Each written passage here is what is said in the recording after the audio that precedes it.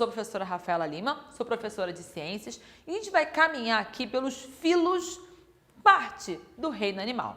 Quando a gente trabalha com o reino animal, a gente vai fazer aí uma subdivisão em diversos grupos. Vale a pena você lembrar de que forma que é feita essa classificação em táxons. A gente tem o reino, dentro do reino tem vários filos, dentro de um filo tem várias classes e a gente vai subdividindo até chegar nas espécies.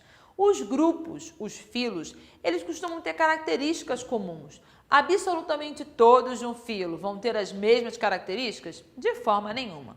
Porém, algumas são genéricas, são comuns. E a gente vai abordar agora sobre o aspecto da reprodução.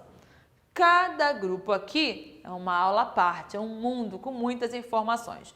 Mas a gente vai fazendo uma comparação entre a complexidade, que vai aumentando, e as diferenças entre a forma, o modo reprodutivo que cada um desses filos do grupo dos invertebrados, que é um grupo fake, é um grupo artificial, a gente usa assim de forma popular, mas não é um grupo taxonômico científico perfeito ali, onde a gente vai incluir os animais que não têm a estrutura, vértebras, coluna vertebral, crânio, toda essa estrutura óssea que a gente vai encontrar no grupo dos cordados ou vertebrados.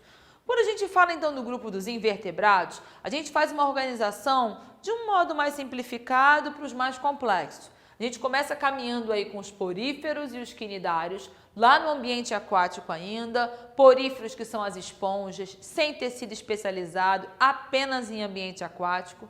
Quinidários, que é o grupo das águas vivas, das anêmonas do mar, dos corais, um ambiente aquático. Eu vou avançando e eu chego aí nos plateumintos. Minto, verme, plato, chato, os vermes achatados. Ambientes úmidos sempre, às vezes aquático e muitos deles parasitas. Como que causa aí a teníase, que é uma famosa doença, a solitária, que é um verme. A gente caminha um pouco mais e chega nos nemateumintos. Minto, verme. Nemato é um verme cilíndrico. Ele é um pouquinho mais complexo? Sim, ele tem boca e tem ânus, coisa que até agora ninguém tinha. Todos tinham um sistema digestório incompleto, apenas um orifício. Aqui não, eu tenho boca e ânus. Exemplar famoso aqui, uma doença. Lembra da ascaris, ascaridíase, também chamada aí de lombriga? A lombriga é do grupo dos nemateumintos. Aí eu avanço um pouco mais. Vamos falar aí dos de corpo mole, entre os moluscos e os anelídeos. Moluscos já tem uma carapaça rígida de proteção, a concha, que alguns deles têm, no caso aqui no nosso exemplar, né, um caramujo, um caracol. Polvos e lulas não tem, mas também estão nesse grupo. Anelídeos, da ideia de anel, um corpo segmentado em vários anéis. Exemplar famoso, minhoca. E a gente vai então para o grande grupo, os reis da terra, os artrópodes. Pod, patas, artro, articuladas. Patas articuladas, um grupo que domina a terra, por quê? O corpo deles é rígido, é seco, formado por um exoesqueleto. Esse exoesqueleto que ou é de quitina, que é um carboidrato rígido, um polissacarídeo, uma molécula grande, ou até de calcário. E pensa em artrópode, o grupo é muito grande. A gente tem os insetos, a gente tem os aracnídeos, a gente tem os crustáceos. Olha a diversidade de crustáceos. Eu tenho camarão, eu tenho siri, eu tenho caranguejo. A gente tem os quilópodas, que é o grupo das lacraias. Os diplópodas, que são os gongolos, aqueles que se enrolam, ou piolho de cobra. Tudo isso está aqui, ó, artrópode, espalhados aí no mundo todo. E a gente fala também dos equinodermos. Equino, espinhos, dermo, pele, derme. Tem espinhos na pele. Quem são aí os famosos no ambiente marinho? Estrela do mar, está aqui, linda e bela. Temos o ouriço do mar, lembra do ouriço do mar? Cheio de espinhos. Equinodermos, um grupo aquático. Assim, tá, então eu consegui dar uma lembrada, percebi aí alguns pontos característicos bem diferentes entre eles. Mas e na reprodução? Como vai ser a reprodução desses grupos? Quando a gente fala de porífero, de quinidário, exclusivos do ambiente aquático, eu estou dando aqui, chamando a atenção para um modo de reprodução muito comum que eles realizam, que é uma reprodução assexuada. Assexuada por brotamento. onde tanto as esponjas fazem isso, quanto as águas-vivas, os quinidários, eles, a partir do corpo deles, começa a surgir uma estrutura que é um clone, uma cópia dele mesmo, que a gente chama de broto. Esse broto encontra a condição favorável, se desprende dele, cresce um adulto absolutamente idêntico à mãe. Então, o broto partiu de um adulto e gera um outro, um clone, um igual. Temos as hidras, que são quinidários de água doce, que fazem esse processo. A reprodução de poríferos e quinidários vai ser exclusivamente assexuada por brotamento? Não. Eles também realizam uma reprodução sexuada, onde liberam espermatozoides e óvulos na água e, ao acaso, elas se encontram e se fecundam. Fecundando, então, a formação de uma larva que se move e vai se fixar em uma estrutura e vai dar origem ou a um porífero ou a um quinidário. Então, exemplifiquei aqui o mais popular, que é uma reprodução assexuada, mas lembre-se, eles também fazem a sexuada, com troca de material genético. Quando eu falo de plateuminto, já está claro para você que vai rolar os dois. Essa aqui, o modelo assexuado, é uma coisa incrível. Esse é um exemplo de plateuminto que é a planária, encontrado em rios e alguns lagos de água doce. É um ser que tem uma regeneração incrível. Ele pode ser cortado e até por um estímulo dele, ele pode se desprender. Sai ali uma parte e dessa parte gera um novo ser.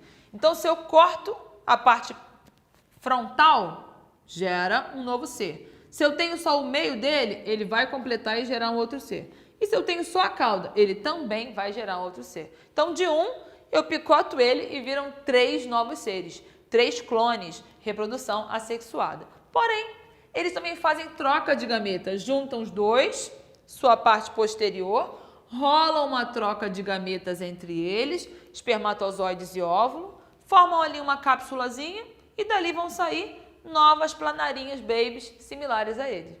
Aí já rolou uma reprodução sexuada com variabilidade genética, já que trocou material genético entre eles.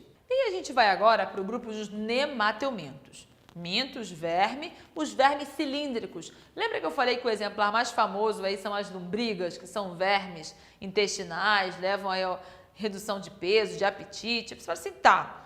Nos nemateumintos, o sexo é separado. Eu tenho macho e tenho fêmea. E é comum até uma diferença sexual bem grande entre eles. Geralmente as fêmeas maiores e os machos menores. Como é que vai rolar essa reprodução? Então aqui, dá uma olhadinha aqui. Então essa fêmea maior do que esse macho.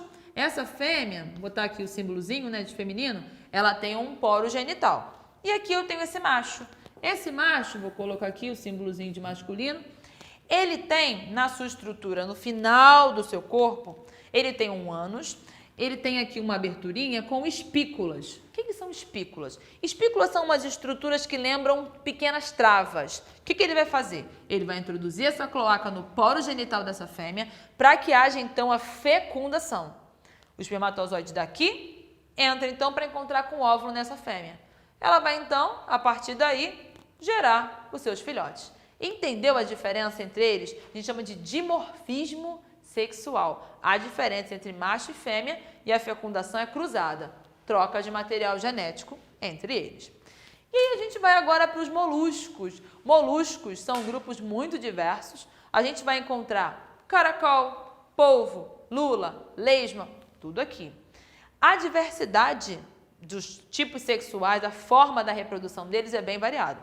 Mas, de modo geral, essa reprodução ela é sexuada, ela é com troca de material genético. E aí vão ter tanto alguns moluscos que são hermafroditas, por exemplo, o caramujo africano, ele sozinho se reproduz. Ele tem no corpo dele, ele produz tanto o gameta masculino quanto feminino. E isso é ser hermafrodita, macho e fêmea ao mesmo tempo, e ele se autofecunda. Quanto também uma fecundação cruzada entre eles. Então, vai ser bem diverso aí o modo reprodutivo dos moluscos. O padrão é variado. A gente avança um pouquinho e vamos falar de anelídeo. Anelídeo, corpo dividido em anéis, são aí as minhocas, tem várias espécies de minhocas de vários tamanhos. Temos aí também os sanguessugas. Temos alguns anelídeos marinhos lindos, coloridos, bem diferentes. Mas pegando o exemplo da minhoca, como vai ser a reprodução deles?